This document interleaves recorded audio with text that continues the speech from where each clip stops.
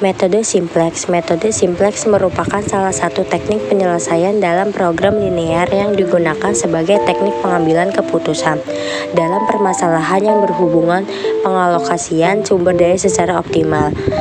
Metode simplex digunakan untuk mencari nilai optimal dari program linear yang melibatkan banyak constraint atau pembatas dan banyak variabel, 2 variabel atau lebih.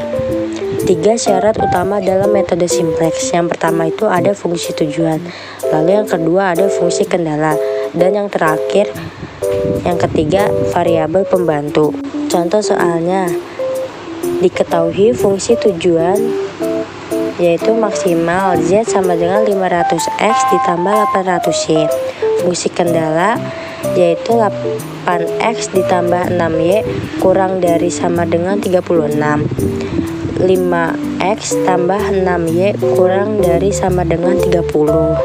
Lalu ada fungsi tujuan, max Z sama dengan 500X plus 800Y.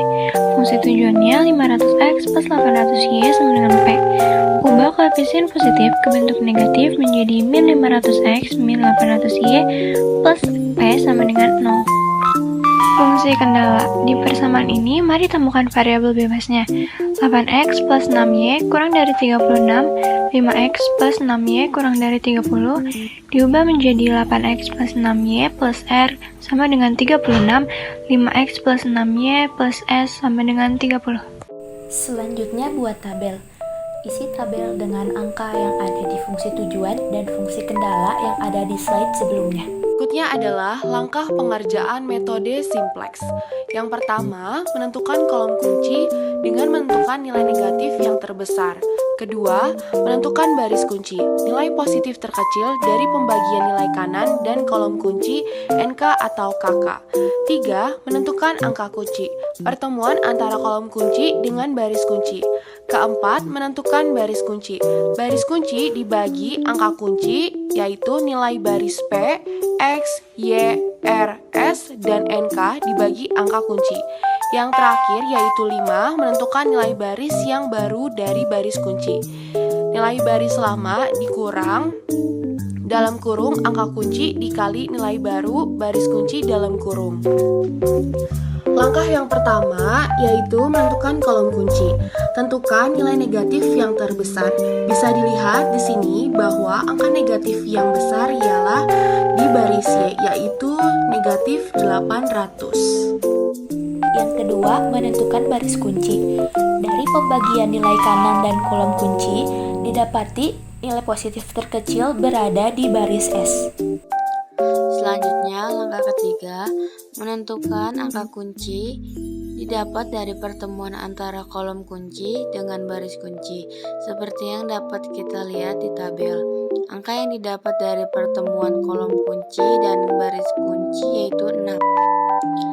Lalu langkah yang keempat adalah menentukan baris kunci baru untuk mengisi tabel iterasi 1 dengan cara membagi baris kunci sebelumnya dengan angka kunci, maka hasil yang dapat kita lihat pada tabel. Lalu langkah yang kelima adalah menentukan nilai iterasi dari baris P dan R. Cara menentukan nilai iterasi dari baris P adalah nilai dari baris P sebelumnya dikurangi angka kunci pada baris P dan dikali nilai iterasi baris kunci S. Untuk menentukan nilai iterasi pada baris R hampir sama dengan menentukan nilai iterasi pada baris P, yaitu nilai dari baris R sebelumnya dikurangi angka kunci pada baris R dan dikali nilai iterasi pada baris kunci S. Jika hasil dari perhitungan nilai iterasi pada baris P atau pada baris fungsi tujuan sudah tidak ada yang bersifat negatif, maka perhitungan dianggap selesai dan penyelesaiannya sudah ditemukan.